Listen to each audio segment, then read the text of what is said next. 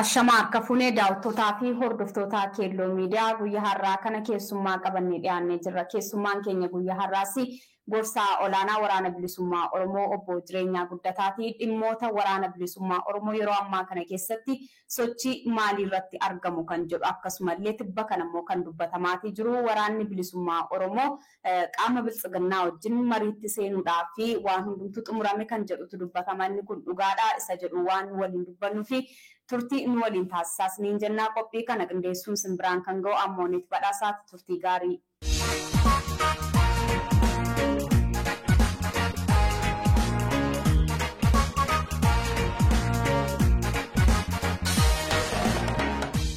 Hayyee jalqaba irratti gaa'eeyyamamaa ta'uudhaan gara keenyatti waan dhiyaataniif guddaa galatoomaan jedha. Haa ta'u fayyaa ta'e mooneet akkasumas Keelloo Miidiyaa dhimma Oromoo jala buutanii gabaasuu dhimmoota afaan faajjii uumuu danda'an uummataaf qulqulleessuudhaa fi tattaafachuu keessanii fi jabaadhaan isiniin jedha galatoomaa isinillee abeeruu keessaniif. Hayyee mee egaa tibba kanammoo kan hedduu dubbatamaatii jiru waraanni bilisummaa Oromoo Dr. Abiy waliin gara Ugaandaatti imaluudhaan marii nagaa yookiis gara nagaa biyyattiin itti dhuftutti mari'achuuf waliin ta'anii mariitti jiru jedhama. Inni kun irra jireessaan odeeffamaa jira jechuudha. Mee dhugumatti waraanni bilisummaa Oromoo marii kanatti seenee jira? Lakki mooneet waan marii jedhamu paartii biltsiginnaa yookiin Abiy Ahmed waliin godhame tokkolleen hin jiru jechuudha.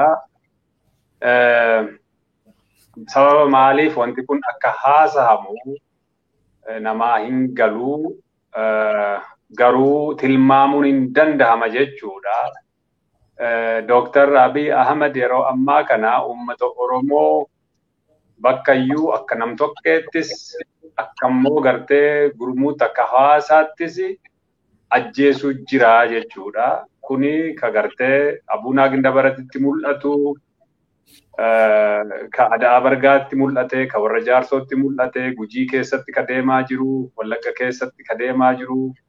Kun hundi isaatu uummata Oromoo akka Oromootti kabajuu dadhabuu eenyummaa isaa fudhachuu fi dadhabuudhaani ajjeechaa hamtuu gaggeessaa jira. Gaaffii siyaasaa Oromoon gaafachaa jiru kana deebisuudhaaf fedhii hin qabu. Inumaayyuu mirgoota xixiqqoo kana dura deebifamanii turani of duuba deebisuudhaaf qaama hojjetu waan ta'eef qaama kana waliin taa'anii haasa'uun hin danda'amu jechuudha. Amma han inni itti jiru gaaffii uummanni isa gaafachaa jiru yakka ofiisaa dalagaa jiru kana hunda haguuggachuudhaaf jecha waraana bilisummaa Oromoo waliin haasa'uuf deema Abiyyi nama nagaadha jechisiisuuf tattaafachuu malan jechuudha. Kanaaf gama tokkoon kan nuti shakkinu Abiyyitti mataansaa akkuma agartee bara mallasaa gaafa rakkoo keessa galuu abaa'oo waliin haasaa gaafa jedhu uummanni finciluudhaa fi qoqophaa'e of duuba gaafa deebi'u agarta. Achumaan fixachuu jiru jedhee afaan faajjii keessa seenaa jechuudha.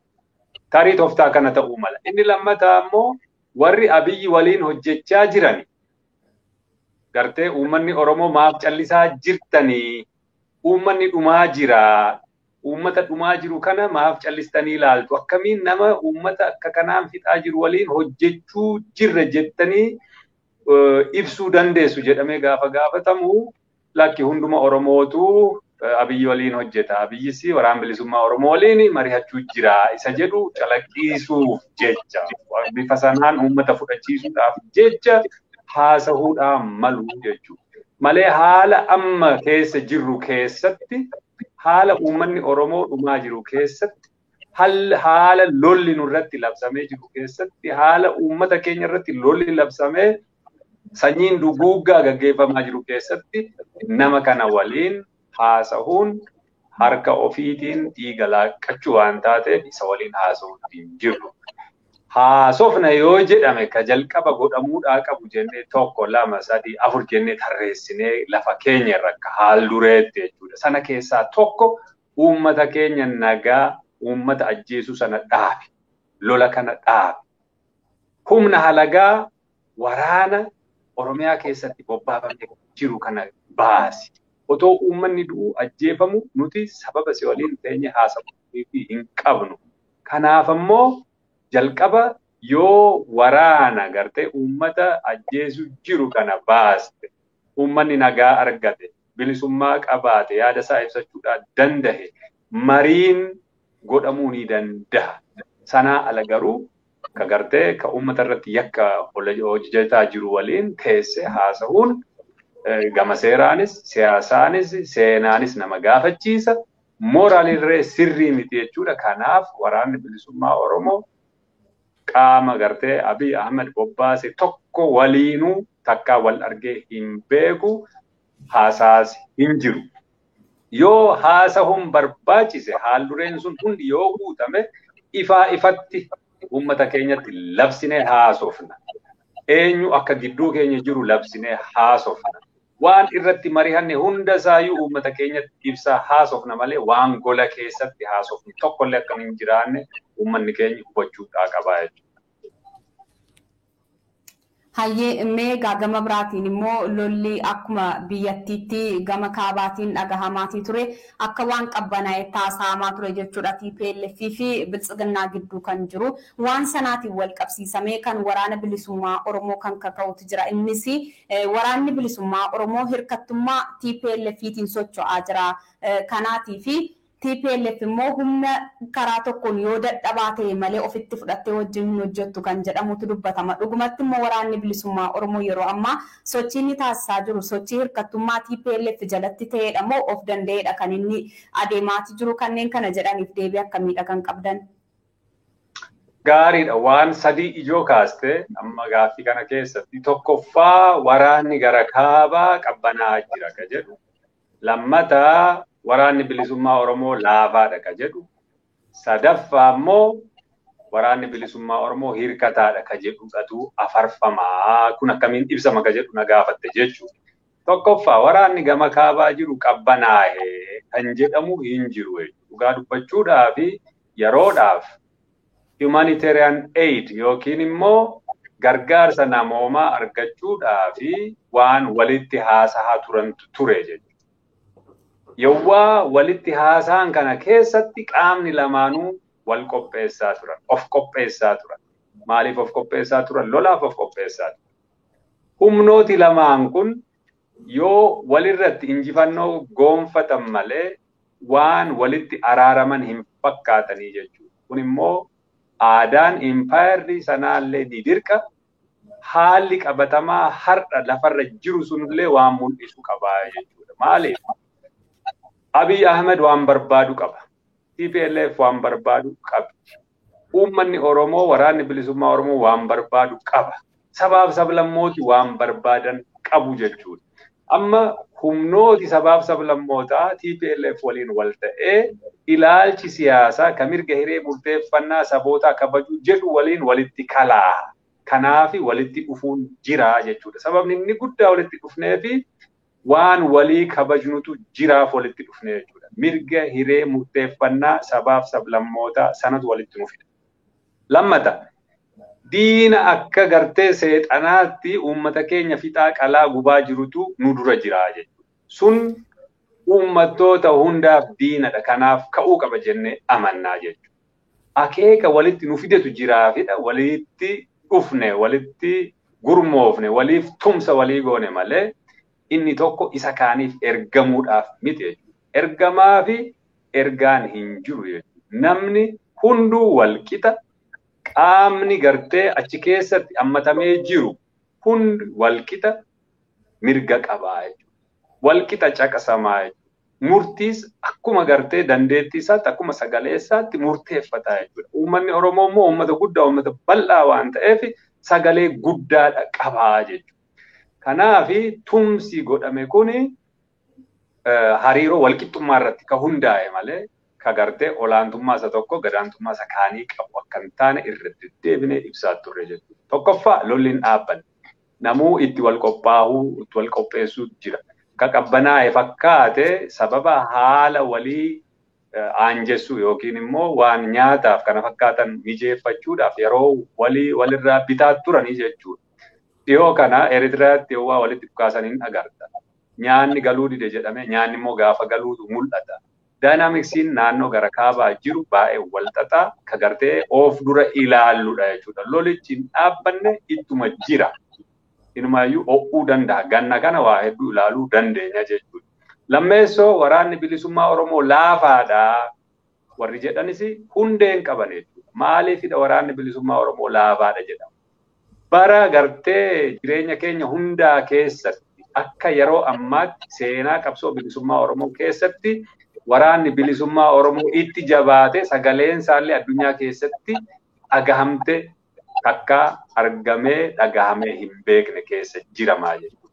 Waraanni bilisummaa Oromoo beektaa ganna 3-4 duraa ganda tokko qabatee hin beeku jedhamee komatama. Ona tokko qabatee hin beeku jedhama. Har'a beeki magaalaaleen hedduun, onooti hedduun, zooniileen illee qaqqabamantu jiran jechuudha. Hojii keessatti yoo deemte, Wallaga keessatti yoo deemte, baadiyyaaleen gartee wannoo giddu galeessa keessa, shaggar keessa yoo deemte, hundiyyuu bakkinni waraanni bilisummaa Oromoo hin qabanne hin jiru jechuudha. Giddu galeessa kana keessa waraana kana baasna jedhanii dadhaban jechuudha. Waraana bilisummaa Oromoo lolanii injifachuu hin dandeenye sadarkaa mootummaatti. Kuni jabina waraana bilisummaa Oromoo agarsiisa. Naamusni waraana bilisummaa qabu hagam akka jabaa ta'e agarsiisa. Kana ka addunyaan daawwachaa jiru namni ijaa fi gurra hin qabne ka sammuunsaa jaame waraanni bilisummaa Oromoo laafaadha jedhee gaafa haasawu nama dhibaa jechuudha. Akeeka maaliif kana haasahaa Abiyyitu ergame moo isuma gartee dantaadhuma gartee dhuunfaasaaf jechadha kana haasa'asa jedhu namni xiinxaluu danda'utu jira malee waraanni bilisummaa Oromoo humna jabaa har'a Oromoon harkaa qabudha jechuudha. Ayyee yoo waraanni bilisummaa Oromoo har'a laafaa ta'e qaamni uummata Oromoodhaaf dhaabbatee dubbachuu danda'u qaamni jabaa eenyudha jennee wal gaafachuu dandeenya. Tokkoon agartu jechuudha. Namuu gola isaa taa'ee dhuma waa jechuurraa kan hafe akka waraana bilisummaa Oromootti qawwee qabatee lolee lolchiisee lafa qabatee yowwaa qabsoo bilisummaa Oromoo kana gaafa finiinsu qaamni agarre hin jiru jechuudha. Warri magaala keessaa hidhamanii mana hidhaa jiran wareegama guddaa warra baasaa jiranidha. Kabajaa guddaa ulfina guddaa qabnaaf.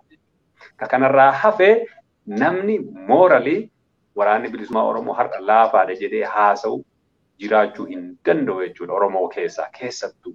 Diinni immoo keessaa PP'n waraana bilisummaa Oromoo cabsuudhaa fi tattaafattee humnaan hin dandeenye bakka hundattuu rukutamtee injifatamuutti jirti. Kanaafi waraanni bilisummaa Oromoo laafaadha jettee yoo haasofte dabuma ishee fi laafina ishee sana ittiin dhokfachuuf yoo taate malee hiikaa homa tokkoyyuu hin qabu jechuudha. Inni kaani waraanni bilisummaa Oromoo hirkataadha. Eenyurratti hirkate bo? Waraanni bilisummaa Oromoo gaafa TPLF Finfinnee jala geessee deebitee hundattuu gartee imala gara Finfinnee ka jedhu akeeka sana qabatee ittuma fufaa ture jechuudha. Agaarraatti yoo waan namni Finfinnee jalaa ol deebi'u bakkuma sanarraa gaafa lolu agartaa jechuudha. Maal jechuun waraanni bilisummaa Oromoo karoora isaatiin lola of danda'aadha. Walabummaa qabaa jechuudha. Warri waraana bilisummaa Oromoodhaan hirkataa gochuudhaaf fedhan hawwii sanaa qaban ni jiran. Waraanni bilisummaa Oromoo immoo yoomiyyuu eenyuufuu hirkataa ta'uu hin danda'u. Ani inni irratti hirkachuu danda'u tokkittiin kaayyoo sabni kun itti kennate ka heerarraa fi sagantaa siyaasaarraa qabu sana qofaatu isa abboomaa jechuudha. Hirkattummaan illee hin jirtu. Jabinni waraana bilisummaa Oromoo qabullee har'a ka yeroo kamiyyuu olitti guddaa jabaadha. Waraanni gara kaabaa jirus laafeera dhaabbateera jechuu hin dandeenyu. Inumaayyuu of dura gartee lola jabaatti deemamu jirudha. Kanaaf uummanni Oromoo waraana isaa kana jabeeffachuu danda'ututti jira. Akka gartee diinni waraana kana xiqqeessitu miti sodaattee bakka galtu dhabdeeti wixxifachaa jirti. Warri immoo jallaan gartee Oromoo keessa jirani ka gartee gaafa sangaa ofii cabsanii iji gartee ormi immoo ija jaamsa jedhamu sana akka hin taane afaan isaanii eeggachuudha qabu. Dantaa dhuunfaa gartee waraana kana xiqqeessuurraa argatan yoo jiraate taate sana akka biraatti haa guuttatan malee dhugaa lafarra jirtu dhoksuu awwaaluu akka hin dandeenye uummanni kun itti himuu itti jira jechuudha. Waraanni bilisummaa Oromoo hirkataadha warri jedhanis waraanni bilisummaa Oromoo hirkattummaa tokkollee hin qabu. Kaleessa qaama teeroristii namaan jedhutu gartee walqixa waliin teenyee dubbiin isin bara darbe balleessitanii gaaga'ama amma kanaadhaa fi isin afeere. Cubbuu kaleessaatu har'a sanyii duguuggaa gartee uummata keessan irratti dhaqqabsiise. Kanaaf inni kaleessa hojjetame dogoggoradha. Kana quba qabaadhaa. Dogoggora akkasiin lammata hin deebi'ina har'atti akka toftaatti sirna Abiy Ahmed waliin kaasuudhaaf gaafatama qabna. Sana booda immoo dhimma mirga hiree murteeffannaa sabootaa hundayyuu walqixa kabajuudhaaf dirqama nutti jira isa jedhu sana walii amannee walii fudhanneetu walii tumsine malee tumsichis bifa walqixxummaa walabummaa jaarmiyaa tiksuun ta'e jabinnis akkuma siin jedhe sana jira. Waan maal maqaansa walabummaan hin jira, jabinni hin jira, hirkataas miti isa jedhu gadi jabeesseen himuu barbaada jechuudha. Hayyee mee inni kan biraan egaa dhimmuma waraana bilisummaa Oromoodhaan wal qabatee gungummiiwwan kakkaan qulqulleessineedhuma kan biraatti ce'uudhaa fi yeroo tokko egaa waraanni bilisummaa Oromoo yookiis mooraa qabsoo amma bilisummaadhaaf taasifamaa jiru kana keessatti al tokko dhageettii dhumtuu wal dhageettiin quba wal qabiinsiyyuu hin jiru. Kanammoo kan fide siyaasaanii dadhabinatu jira yookiis gama siyaasaatiin hooggansa hin qabanii waraanni waraanuma qofaatiin adeemuu qaba ture rakkoowwan gurguddaan akka dhalatanii fi maddii ijoonsaa isa kana jedhanii kanneen kaasan jiru. Isin isa kanatti gama keessaniin akkamittiin hubattu uummanni akkamitti isa kana hubachuudhaa qaba? Gaariidha. Siyaasi Oromoo beekamaadha. Mirga hiree murteeffannaa saba Oromoo kabachiisuudhaaf sana guutummaatti fiixa baasuu akka ta'e waan lafa taa'e jira. Kun immoo waan waliigaltee idil addunyaa yookiin Universal Convention keessa jiru sana. Kana waraanni bilisummaa Oromoo jalqaba yowwaa miseensa adda bilisummaa Oromoo ta'uu waan baratu. Siyaasni maalidha? Waraanni bilisummaa Oromoo siyaasa hojjechaa hin jiru gaafa jedhamu maal jechuudha? Warri immoo siyaasa beekna jedhan kun maadha beekumsa jedhu gadi fageessaa ilaaluutu nutti jira jechuudha. Har'atti abbaa fedhe yoo gaafatte eenyuunu yoo jette miseensa waraana bilisummaa Oromoo tokkoo fi ani hayyuu siyaasaadhaa qaama ofiin jedhu tokko wal cinaa qabfiddee otoo gaaffiif deebii gootee fi eenyutu irra dandeettii siyaasaa qaba isa jedhu atuu madaaluu ni dandeessaa jedhu. Garuu wanti kun maaliif afarfamaa maaliif haasahamaa inni jedhu ifaadha jechuudha. Namni hedduun otoo mootummaa hin ta'iini akka mootummaatti of ilaala. Qaamni akka mootummaatti of ilaalu immoo irra hedduun isaa waraana bilisummaa Oromoo har'a dirree jiru kuni akka gartee dandeettii siyaasaa hin qabnee fi hojiinsaa qarabaadhuma qawwee harkisuu qofaatti ilaalaa jechuudha. Kun dogoggora guddaadha jechuudha. Maaliif? Waraanni bilisummaa Oromoo jalqaba dammaqinsa siyaasaa sababa qabuufidha. Gaaffii siyaasaa gaafatee sun karaa nagaa deebisamuu fi hanqannaanidha. Qawwee kaasee lolachaa jira. Meeshaan kuni meeshaa ittiin gaaffii siyaasaa isaa deebifatudha malee qaamni waraana bilisummaa Oromoo keessa jiru kuni wattaaddara miti beekta. Qaxaramee ilitiin isa walitti isa fidee maadha beeksisa baasee mindaa kaffalee fi isa bobbaasee tokkolleen hin jiru. Hayyuu siyaasaatu gaaffii gaafatee deebii dhabnaan qawwee kaasee jedhu. Waraanni bilisummaa Oromoo akka gartee dhimma siyaasaatti yoo kaastu beekaa siyaasaati jechuudha. Beekumsa siyaasaa isaatu isa fuudhee bosonatti isa galchee. Beekumsa siyaasaa isaatu qawwee isa kaasisee jechuudha. Warri dammaqinsa siyaasaa hin qabne ka gaaffiin siyaasaa saba Oromoo karaa nagaa yookiin filannoo siyaasaa qofaatiin deebitii jedhan hundi isaaniiyyuu qawwee lafa kaahaniiti filannoodhaan moohannaa jedhanii tattaafatanii dadhabanii jechuudha. Eenyutu hayyuu siyaasaadhaa kanarraa hubachuu danda'a. Gaaffiin saba Oromoo otoo humna hin ta'in, otoo hin hidhatiin, akka gartee Oromoo beektaa mekaanaayizdi hidhateeti gaaffii gartee siyaasaa sabni Oromoo qabu irra ejjechuudhaaf tattaafata. Sana yoo humnaan ofirraa hin ittisiin gaaffii siyaasaa saba Oromoo deebisuu jechuun kijiba hin danda'amu jechuudha. Addunyaan humnatti amanti. Humna taate jabaatte biyyi kun kan kooti. Gaaffiin siyaasaa koo kanadha. Kanaaf immoo anatu irree kootiin fudhata jettee yoo itti hin deemin kadhaadhaan waan argattu tokkoyyuu hin jiru jechuudha. Warri siyaasaa hin beeku waraanni bilisummaa Oromoo jedhanii haasa'anii isaantu siyaasaa hin beekan. CV qopheeffatanii Abiy jala deemanii Abiyyiin gorsanii waan gaaffii saba Oromoo deebisuu danda'an itti fakkaata. Sabni Oromoo saba guddaa kadhattee saba Oromoo quubsuu hin dandeessu. Beektaa maatiin guddaa uummanni guddaa kuni yoo humna isaatiin irree isaatiin mirga isaa kabachiifate malee jilbeeffatee sabni bicuu saba amma kanaa hunda gartee nyaataa fi mirgaafama kennuufiif dandeettii saamleef ittiin qabu jechuudha. Kanaaf sabni Oromoo inni guddichi kun humna isaatiin mirga isaa goonfatee biyya isaa goonfatee saboota bicuudhaa fi waa qooduu fi mooral yookiin immoo haamilee itti qabu dandeettii itti qabu saba Oromoo kanadha jechuudha. Kana kan hubate waraana bilisummaa Oromoo callaa warri kaanii saba bicuu fi warra gartee warra bicuudhaa fi ergamaa ture sana jala deeme gaaffii saba Oromoo deebisuu nan danda'a jedhee amanaa. Sun dogoggora guddaa. Maal siin jechuufi yowwaa akka mootummaatti yaaddu kan waraana hoogganuudhaa qabu siviiliidhaa jettee yaaddudha.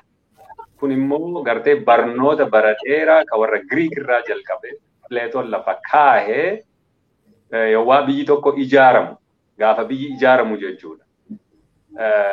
Unkaan yookiin immoo division of labor yookiin immoo akkatti hojiin olii qoodamu warra biyya bulchu beektota hayyoota siyaasaa warra immoo biyya tiksu waraana biyyaa warra immoo oomishanii uummata kana sooru warra waa oomishan jedhee gargar qoodee ture. Har'a waraana bilisummaa Oromoo gaafa laaltu qaafa wannoo qabsaawaa bilisummaa taatu falmataa bilisummaa taatu kwaalitii sadansaayyu al takkaatti goonfachuu danda'u sitti jira jechuudha. Maaliif? Jalqaba gaaffii siyaasaa qaba. Gaaffii siyaasaa sanatu qawweessi kaasise. Jiraachuudhaaf immoo yoo oomishuun si barbaachise qotuun sitti jiraateen qottaa jechuudha. Lakki namoota naa qotantu bakka biraa jiraa jettee waa produce gochuu hin dandeessu jechuudha. Lakki nama naa yaadutu bakka kana jiraa kanaaf ani qawweedhumaan harkisee dhukaasaa waa'ee siyaasaa isaaniitti hin dhiifadha jechuu hin dandeessu. Lakki ani nan yaadaa kanaafi qaamni immoo naa waraanu bakka biraa jiraa jettee yaada kee sana diinni dhufee si keessatti ajjeesuutu itti hin jiru jechuudha. Diinni yaada kee waan sodaatuu fi siin ajjeesee yaada kee dhabamsiisuu barbaada. Kanaaf falmataa bilisummaa gaafa taatu loluu danda'uudhaa qabda, siyaasa beekuudhaa qabda, waan si barbaachisu guuttachuu jiraachuu danda'u sitti jiraa jechuudha. Warri qabsoo keessan beekne waan falmataan bilisummaa tokko guuttachuu qabu waan hin beekneef jecha anatu bakka kanaa siyaasa hoogganuu qaba waraanni immoo achi taa'ee haa waraanu. Waraanni hidhannoo siyaasaa hin qabne maaliif lubbuusaa kenna? Hin fakkaatu jechuudha. Mee ilaali qabsoo warra biyya kaanii yookiin immoo naannolee kaanii. Warri siyaasa hoogganu bakka waraanaa sana taa'aniiti siyaasa hoogganu jechuudha. Rakkoo amma yoo warra Tigraay ilaalte gaafa Abiyyi fa'aa itti duulanii Maqalee qabatanii warri siyaasa hoogganan hundi isaaniiyyuu waraana jijjiiramanii dirree bahanii siyaasa sanaan qawwee hoogganaa bahanii. Siyaasisi hoogganaan siyaasaa fi hoogganaan waraana bakka tokko jira jechuudha. Waan siyaasaa nu hoogganaa biyya diyaasporaatii nuti immoo asii waraanaa lola nuti qawwee harkisuu qofaadha beeknaa hin jenne jechuudha. warri diyaasporaa waan irratti nu hojjettan horii walitti nuu qabaa. Alagaa waliin wal quunnamaa. Ka siyaasas hoogganu nuu, ka waraanas gaggeessu nuu, ammoo bakka bu'aas hin godhanne jechuu ni danda'u. Dabratsiyoon fa'aa fi Saadiqaan fa'aa siyaasa wallaalanii yookiin immoo qaama gartee dhimma siyaasaa isaan hoogganuuf diyaasporaa keessa kaa'ataniitidha waa gaggeessaa jiran miti jechuudha. Yoo gartee dhimma adda bilisummaa Oromoos ilaalte hoogganooti siyaasaa dur dirreedhuma turan. Dirreerraa hooggana siyaasaa ta'anii waraana ajajaa ba'anii. Har'a gaafa isaan magaala keessa galan yookiin immoo diyaasporaa ta'anii seerri sun hin jijjiiramu. Seerri nama tokko irratti hirkatee hin tolfamu jechuudha. Heerri ka tolfamu hawaasaaf tolfama. It is a principle. Waan itti masakamanidha jechuudha. Dhaloonni haaraa dhufus dirreerraa yoo qabsoo kana hooggane sirriidha jechuudha. Sababa namni jijjiirameef namni suni battala jijjiirrateef jecha akeekni sun hin jijjiiramuu jechuudha. Kanaaf waan beekumsa siyaasaa fi waraana jedhanii gargar baasuudhaaf tattaafatan kun dogoggoraa jechuudha. Ittiin sii dabala. Amma beektaa faashinii goblaa siyaasaa fi goblaa waraanaa jedhan tokkotu jira. Goblaan qobaasaa bararuu hin danda'u. Hin kaatu goblaan qobaasaa qaamatu jiraachuutu jira. Simbiratu jiraachuutu jira jechuudha. Qaamni sun yoo baate goblaa kana sochoose qofaadha. Goblaan lamaan kun hojjetaa jechuudha.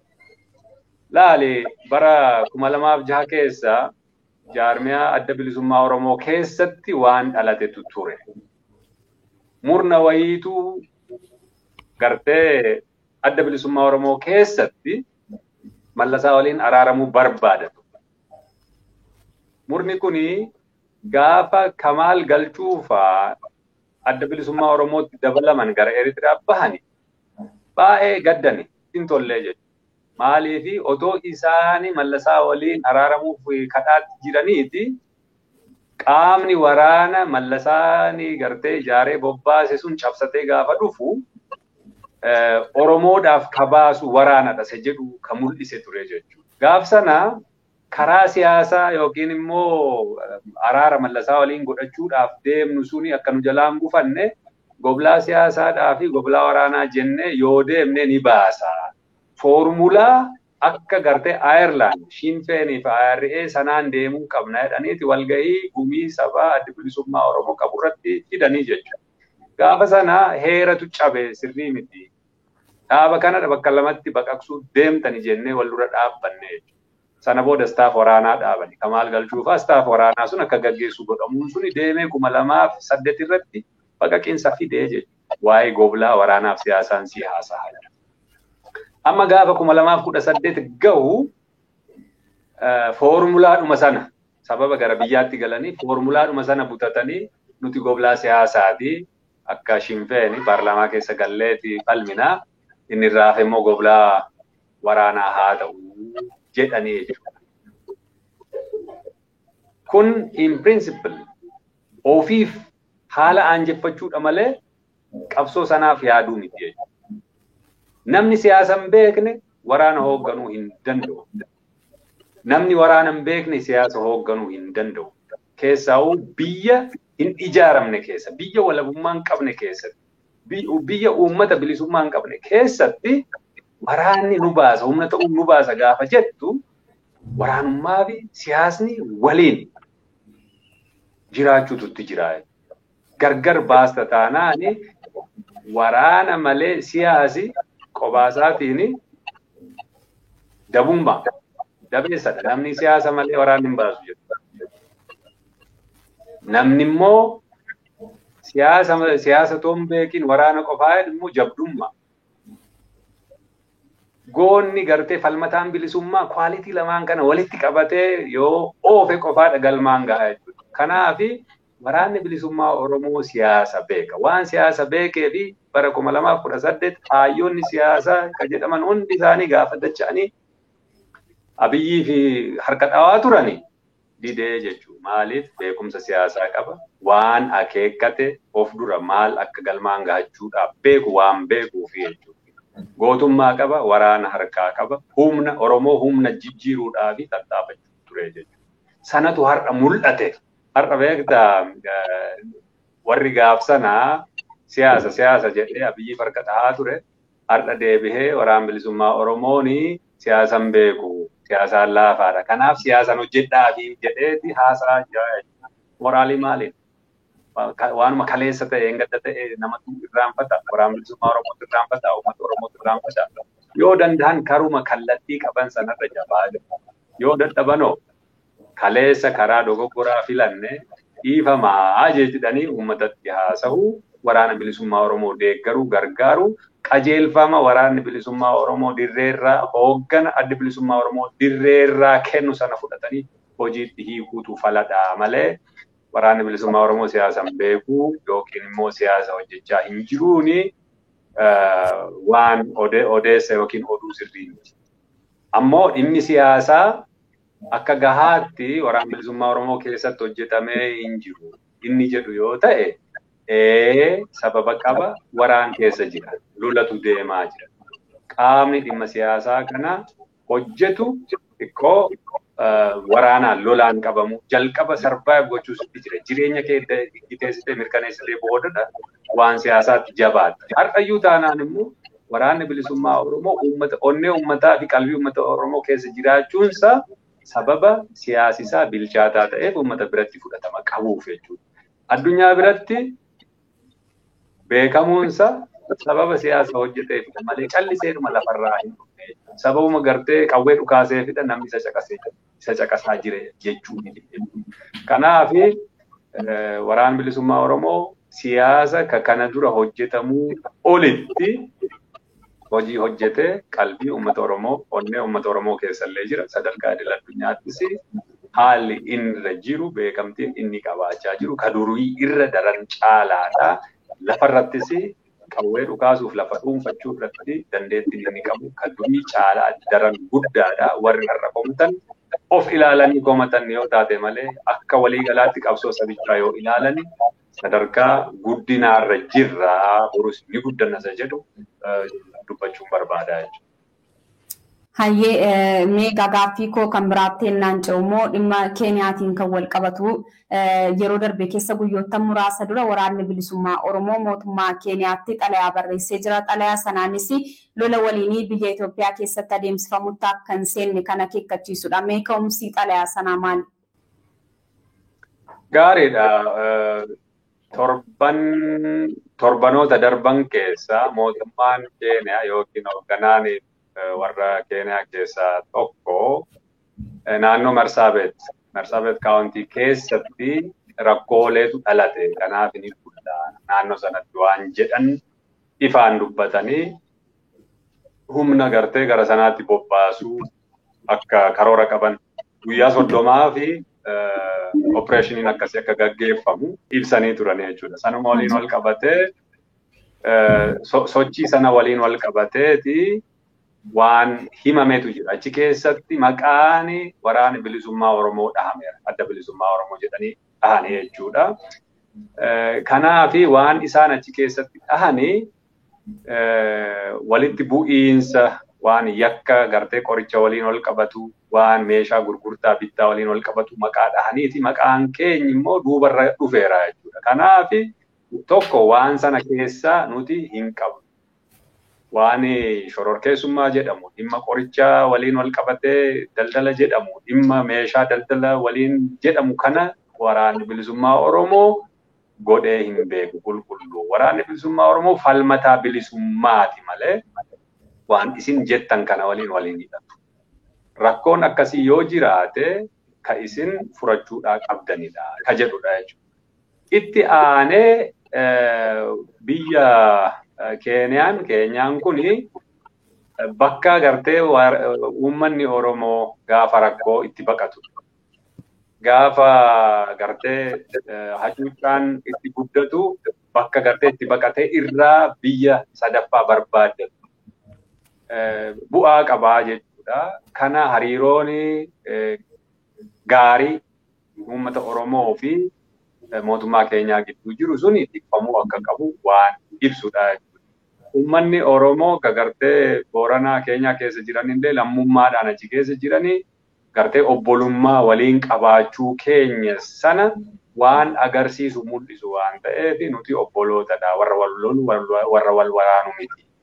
Abiy Ahmed garuu lola waliinii Itoophiyaa keessa deemaa jiru akka warra Eritiriyaa itti harkise isiniinis gara sanatti harkisuu barbaada. Kanaaf of eeggannoo gochuudha qabu.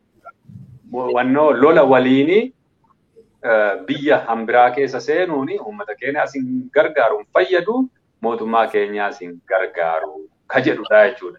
Dhimma walabummaa biyya keessanii ilaalchise immoo nuti daangaa keessan keessaa hin jiru. Amma gartee gara daangaa keenya kabachiisna jettanii kabubbaatan yoo taate nuti achi keessa hin jirru biyya keenya keessa jirra Oromiyaa jirra waan jedhu ibsu. Waan gartee nagaa naannoo kanatti fiduudhaa fi isin biyya nagaa mootummaa gartee hin baabsine ta'uun suni ollummaa gaarii fi hariiroo uummatoota waliin keenya gidduu jiru sana hin jabeessa hin gargaara waan ta'eefi dhimma gartee naannoo kana booressu kana fakkaatan keessa yoo galuu baatan gaariidha. Waan akka akeekkachiisa yoo ta'an taane waan akka gorsaati. Nuti obbolaadha. Bara dheeraa waliin taane ollootadha. Kanaaf lola keessa seenuun isin gargaaru uummata keenyaas gargaaru ka jedhu ibsaa jechuudha xalayaan walumaa galatti. Hayyee meegaa akkuma beekamu yeroo hedduus irra deddeebitiin kan caqasamu yoo jiraate mootummaan Itoophiyaa hariiroo Keeniyaa wajjin qabu kana jabeeffachuudhaaf hedduu carraaqqii yeroo inni godhu hin argama. Qondaalonni mootummaas immoo gara Keeniyaatti imaluudhaan tattaaffii adda addaadha kan isaan taasisan. Mootummaan Itoophiyaa bu'aa maalii irraa argachuuf kan inni qaama mootummaa Keeniyaa kana of harka galchachuudhaaf yaalii taasisu jettanii immoo laaltu? Gaariidha. Mootummaa Itoophiyaa fi adda bilisummaa Oromoo waraana bilisummaa Oromoo gidduu hariiroon jirtu hariiroo lolaati.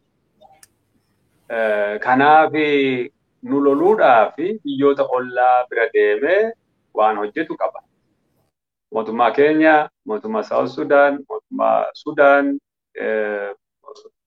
naannoodhuma gartee jiran kanatti warra Somaaleetti dhiyaatee waa hojjeta. Nutis immoo sana fashalsuudhaa fi mootummoota kana quunnamnee lakki waan gartee mootummaan Itoophiyaa jechaa jiru kun kijiba dhara. Kanaaf waan inni lolatti isin harkisuudhaaf tattaafatu kun isin gargaaru, uummata keessan isin gargaaru. Hariiroo dinagdee gartee mootummaa Itoophiyaa waliin qabdan ni beekna. Waan bilbila bitachuu, hariiroo immoo gartee waan ibsaa kana waliigaltee qabaachuu isaanii beekna jechuudha. Kuni mootummaa jigaa jiru waliinidha godhachaa jirtanii. Sana kabachiifachuun dantaa uummata keessaniiti, dantaa mootummaa keessaniiti. Ammoo sanaaf jecha mootummaa jigaa jiru kana waliin dhaabbattanii lola seenuun isinitti. Mootummaan hin darbaa. Uummanni immoo ilma jiraata bara baraan waliin jirta. Isa jedhudha jechuudha. Egaa qondaaloti mootummaa Abiy Ahmed bobbaasee gartee loltuu yookiin jeneraala waraanaa ambaasaaddara godhee achitti muuduufis sababni isaanii guddaa uummatuma gartee keenya loluuf waraana keenya loluuf mootummaa warra Keeniyaa kan ammoo gara lolaatti harkisuuf lola waliinii ofii isaanii uumanii gaaffii sabaa deebisuu hanqachuudhaaf jecha aangoo isaanii tokkitti tiksuudhaaf jecha biyya goolanii biyyoota ollaa waraanatti harkisanii gooluudhaaf tattaafatan sana galmaan gahachuudhaafidha kana gochaa jiraattu bannaa jechuudha mootummaan Itoophiyaa. Nuti immoo lakki kun isin hin gargaaru lola kana keessa hin galiinaa yoo dandeessan dhimma nagaa irratti hojjedhaa warri isinitti bobba'an kun biyya keessan akkuma biyya isaanii jeeqan biyya keessan isin jalaa jeequudhaafidha of eeggannoon itti deemaa jenneen gorsinaanii jechuudha. Hayyee egaa gama sochii waraana bilisummaa Oromootti ennaa deebinu immoo waraanni bilisummaa Oromoo guutummaa Oromiyaa keessatti sochii inni taasisaa jiru qabsichatti gudunfaa tolchuudhaaf hagam abdachiisaadhame. Gaariidha. Abdiin har'a uummanni Oromoo qabu tokkitti ni waraana bilisummaa Oromoo. Dhugaa dubbachuudhaa fi gama kaabaa yoo ilaalte warri Eritiriyaa mekaanaayizdi ta'anii amma funyaaniitti hidhatanii loltuu kumoota dhibbaan lakkaawwatamu qopheeffatanii jiran. Warri Tigreen akkasi. Warri Finxaaleeyyiin Amaaraa akkatti qophaa'aa jiran argaa jirra. Uummata Oromoo balaa itti deemaa jiru kana ka irraa ittisuudhaa fi qophaa'aa jiru ammatti waraana bilisummaa Oromoo callaadha. Inni amma tattaaffiin waraanni bilisummaa Oromoo gochaa jiru kuni ka'umsa guddaadha. Ka'umsi kun immoo deemee humni gartee qaama kaabaa keessatti wal lolee wal injifatee wal daaressee booda gara kibbaa gaaf dhufu uummanni Oromoo of ittisuu sadarkaa danda'utti waraanni bilisummaa Oromoo jabaatee mul'achuu danda'u jira. Kanaaf uummanni Oromoo ka biyya alaa jiru sochii jalqabeera. Sochii dinagdeedhaan waraana bilisummaa Oromoo jabeessuu cimsuu. Waraanni bilisummaa Oromoo leenjii itti fufiinsaan gaggeessuutti jira. Waan guuttachuu qabu guuttachuu jira jechuudha. Kanaafi lolli impaayera Itoophiyaa keessa deemaa jiru yeroo gabaabaa keessatti dhaamuu dhiisuu danda'a. Yeroo dheeraa fudhachuu danda'a. Garuu adeemsa kana keessatti uummata Oromoo fi haallan aanjawaa akkamiitu jira. Kana akkamiin itti dhimma bahuudhaa dandeenya. Waraanni bilisummaa Oromoo yoo maal godhe uummata kana rarraga injifannootti dhaqqabsiisuu danda'a.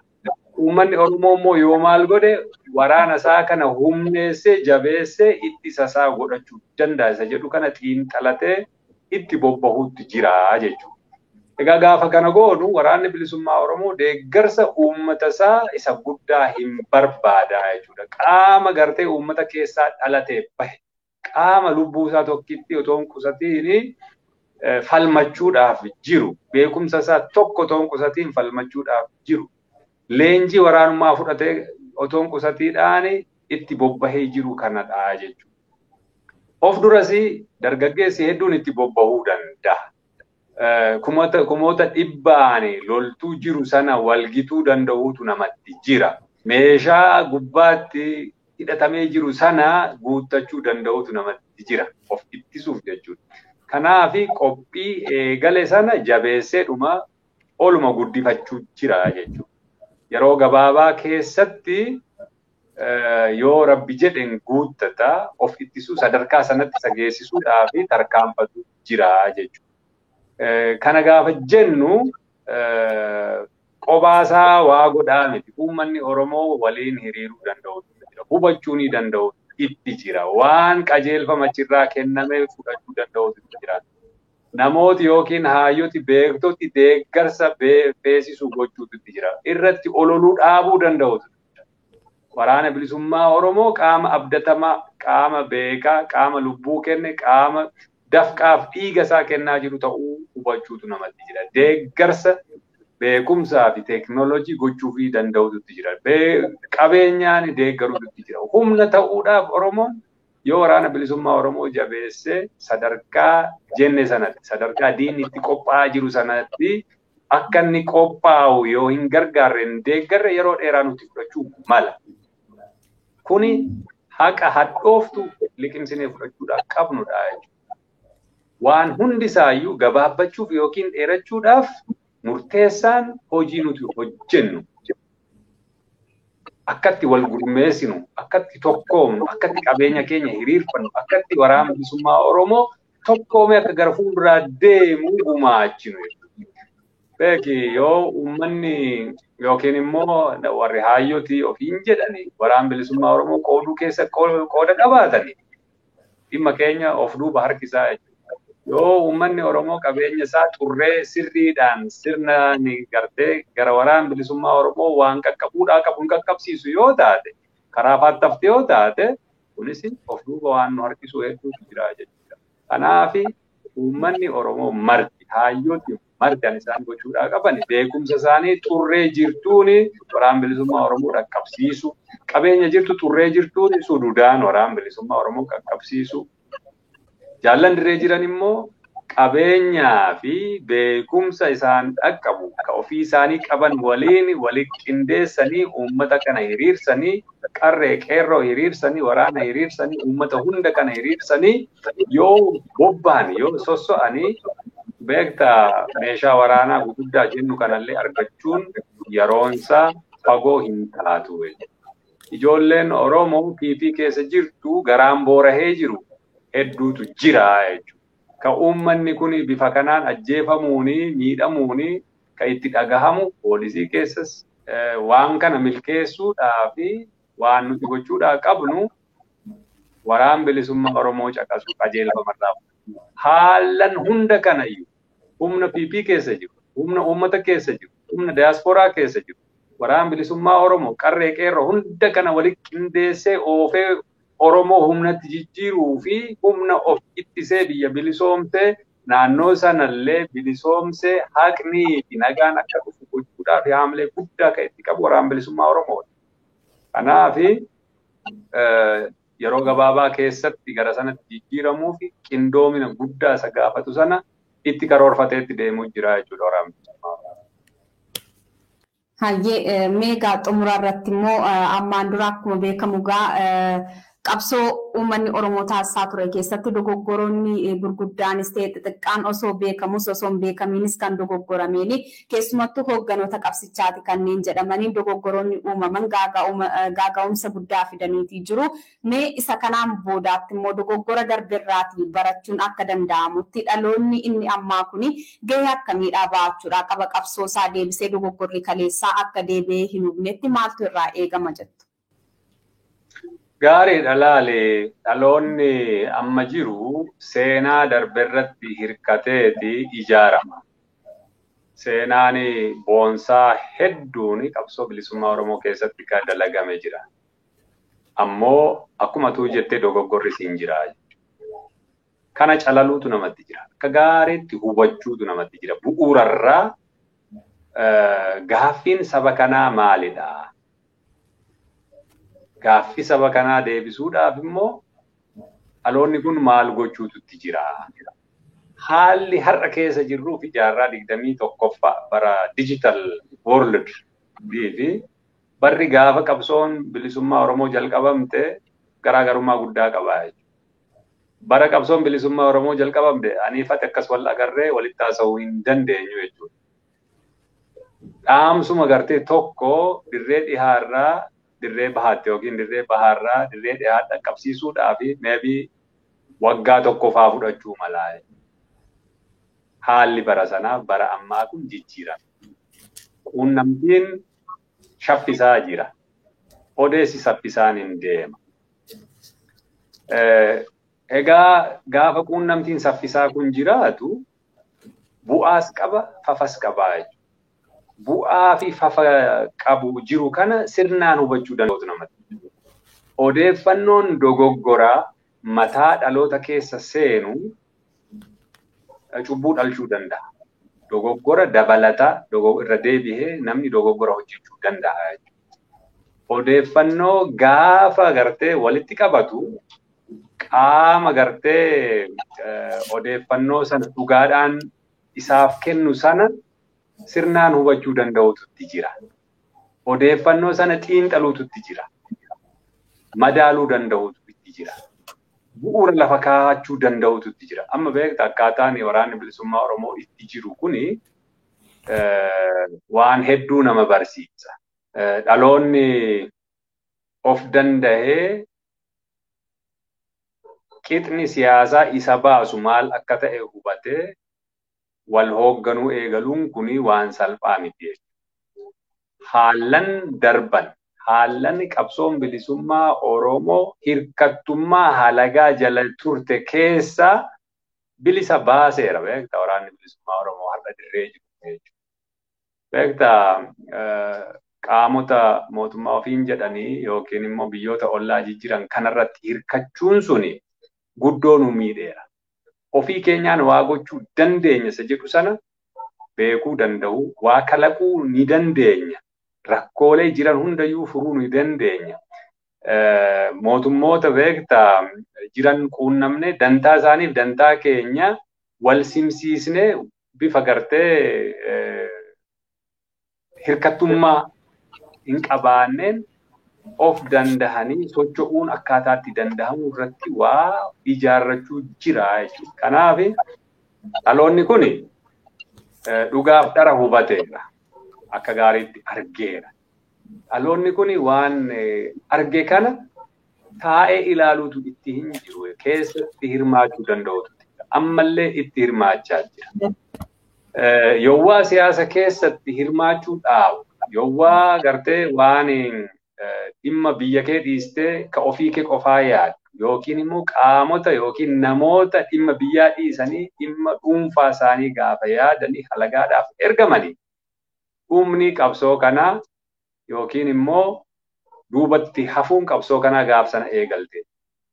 Ofittummaan namni ofiisaa qofaa ilaalee ofiisaa kursii gartee taayitaa aangoo wayii argachuudhaaf jecha qabsoo sabichaa irra ejjetee tattaafatu yoo ka jiraatu taate adda baafatee lakki dhaabbadhu jechuu danda'utu jira.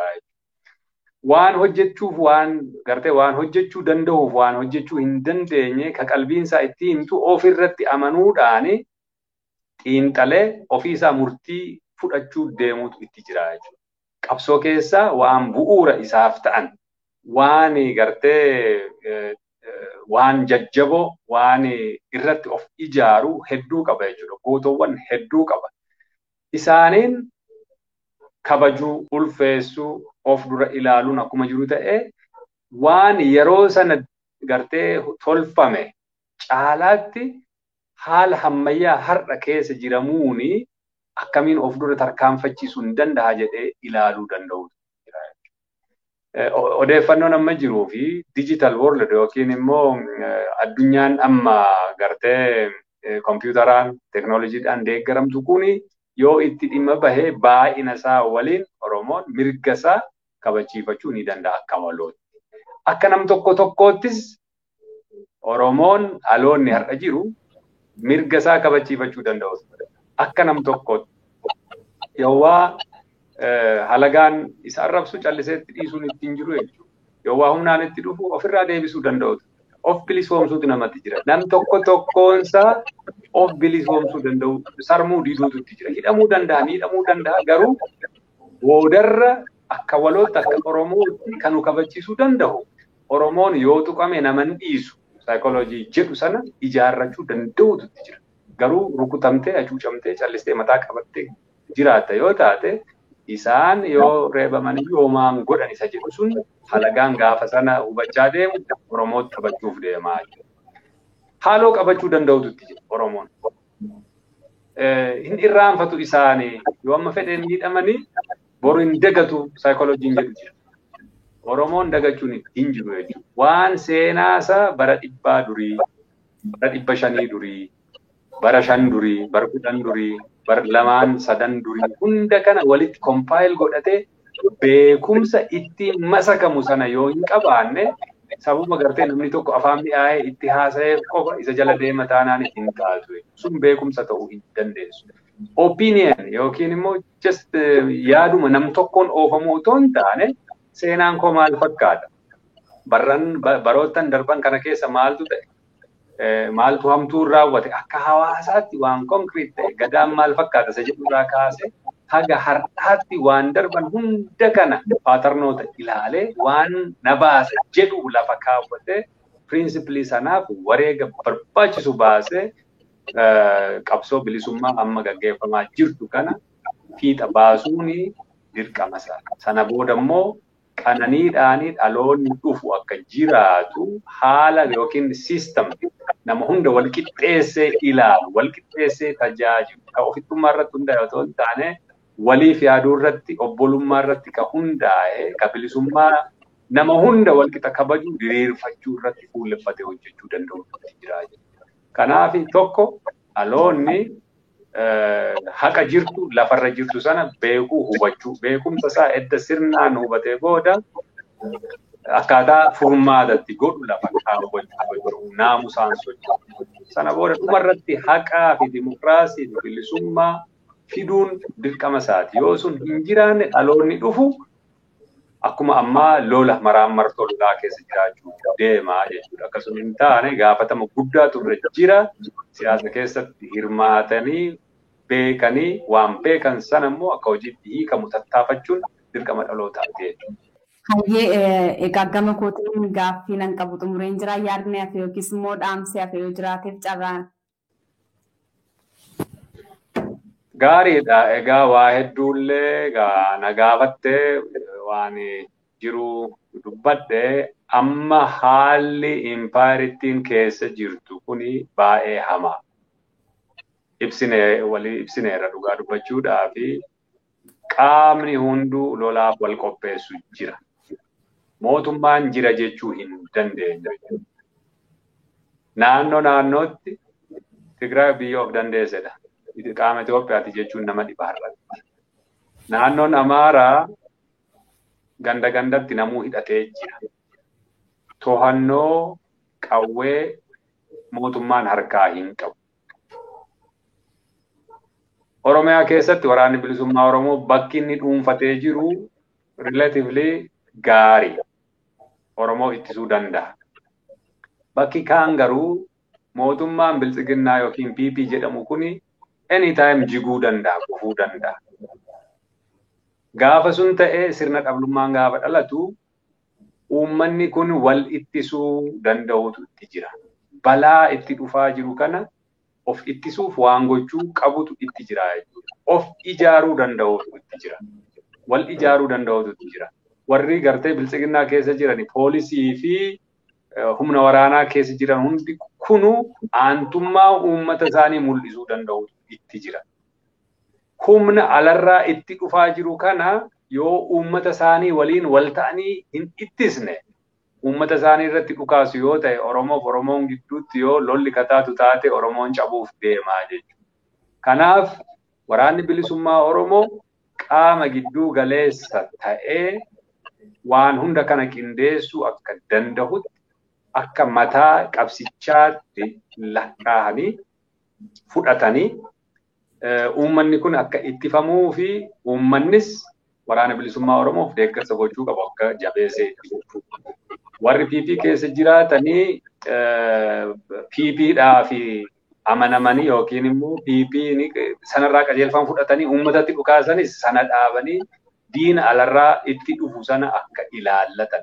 Kanammoo walitti qindeeffatanii uummanni kun gaafa waan hamtuu rakkoon gaafa dhuftu sadarkaa of ittisuu akka danda'utti wal qopheessuun barbaachisaa akka ta'e Oromoon marti afaan tokkoon dubbachuu danda'utu itti jira. Waan hamtuu balaan dhufuuf deemtu kun maalirraa dhufti? Namuu akka sabaatti wal ijaare walitti duule wal rukuchuuf deema. Kanaaf Oromoon akka sabaatti of qopheessu, wal qopheessu, hamtuun akka hin geenye of ittisuu, wal ittisuu danda'uu qabaa ishee jettu dhaamuun barbaada. Fayyaa ta'e ulfaadha.